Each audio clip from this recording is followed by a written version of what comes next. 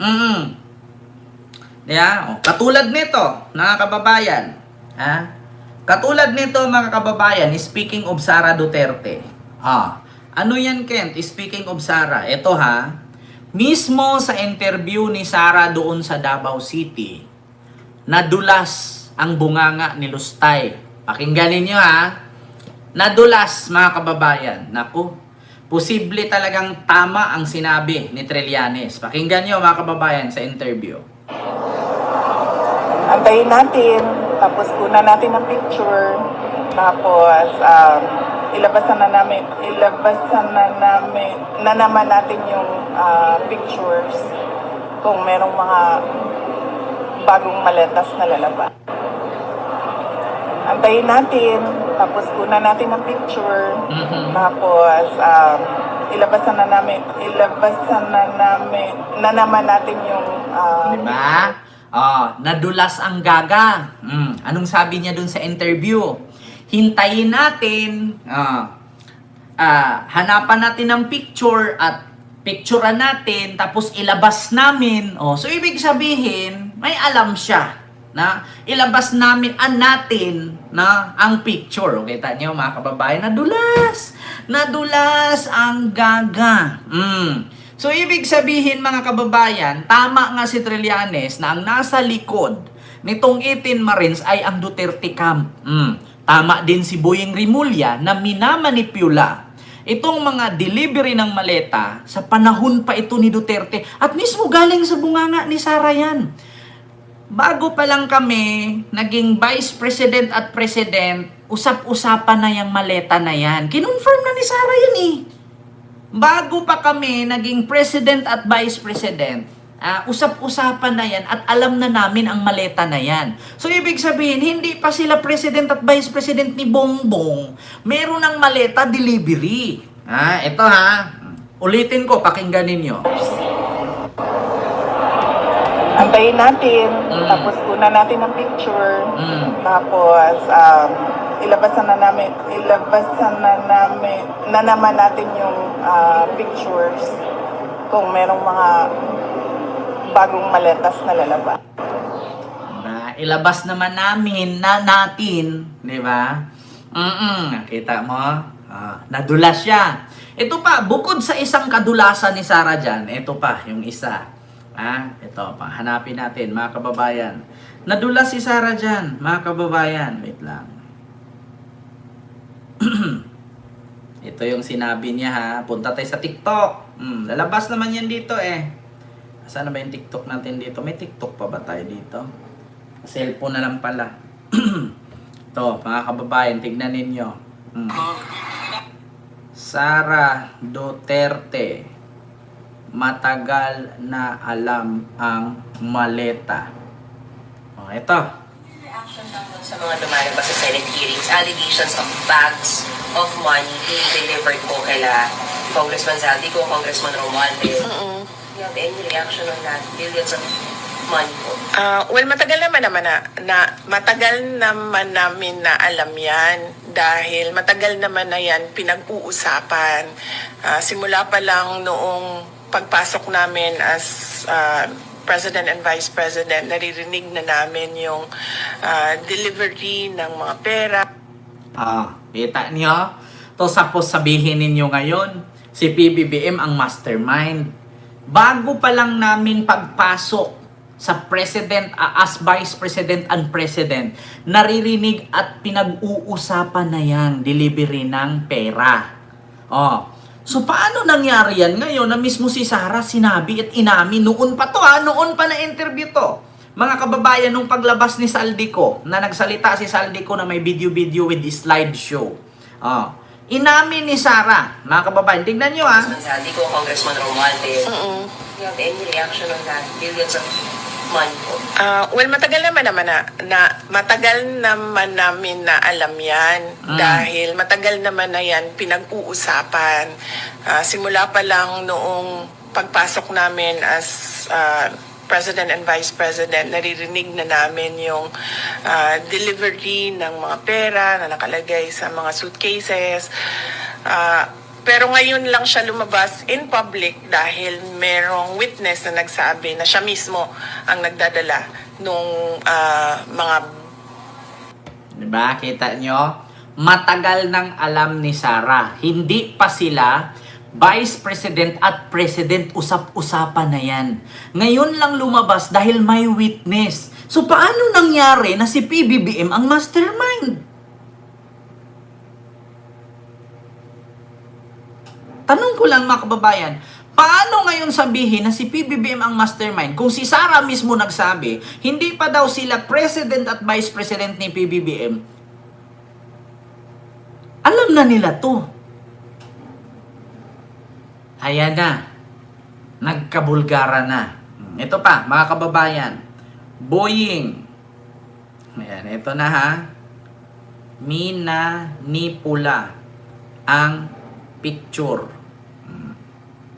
sa 18 Marines. Ito ha, mga kababayan. Para makita ninyo ha. There was a delivery done in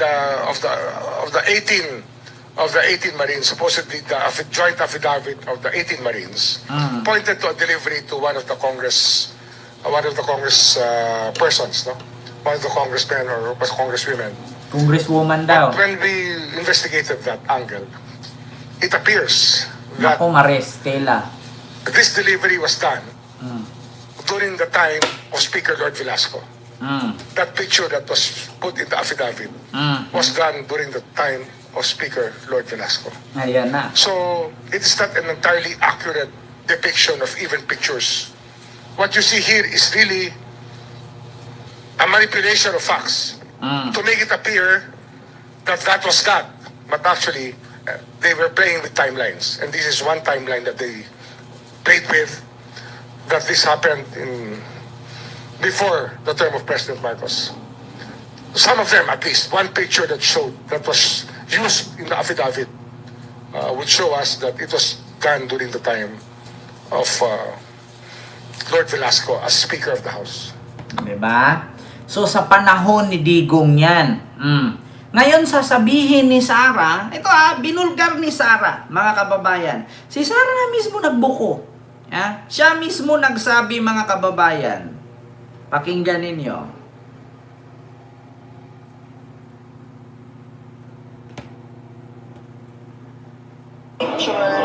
Tapos ilabas na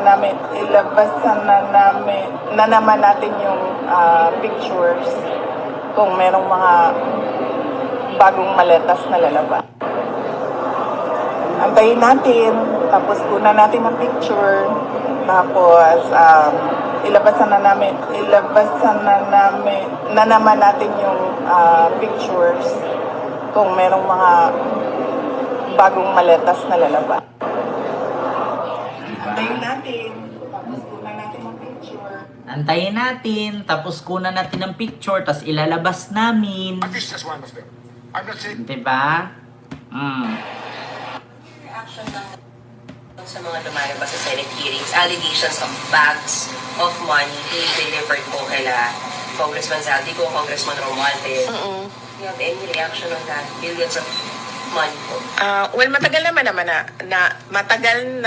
namin na alam Ma'am yan. Christina, dahil salamat po sa matagal iyong super naman na yan chat yan sa Melbourne, pinag-uusapan. Australia. Simula pa lang noong pagpasok namin as President and Vice President, Christina naririnig Yuso, na namin yung delivery ng mga pera na nakalagay sa mga suitcases. Pero ngayon lang siya lumabas in public dahil merong witness na nagsabi na siya mismo ang nagdadala nung mga suitcases na yun. Reaction lang dun sa mga lumalabas sa Senate hearings, allegations of bags of money being delivered. Diba? Kaya siguro mga kababayan ayaw ni PBBM pahiramin ng maleta, ng helicopter, kasi baka kargahan ni Sara ng maleta. Diba? Leave it convicted. Leave it convicted. Diba? Tama naman, sabi ni Libby Colvin. Tawag na, wala tuloy ako. Level convicted. O level convicted. Tama naman. Kaya siguro ayaw pahiramin ni PBBM ng helicopter ng Malacanang yan eh. Kasi baka gamitin ni Sara pang deliver ng maleta.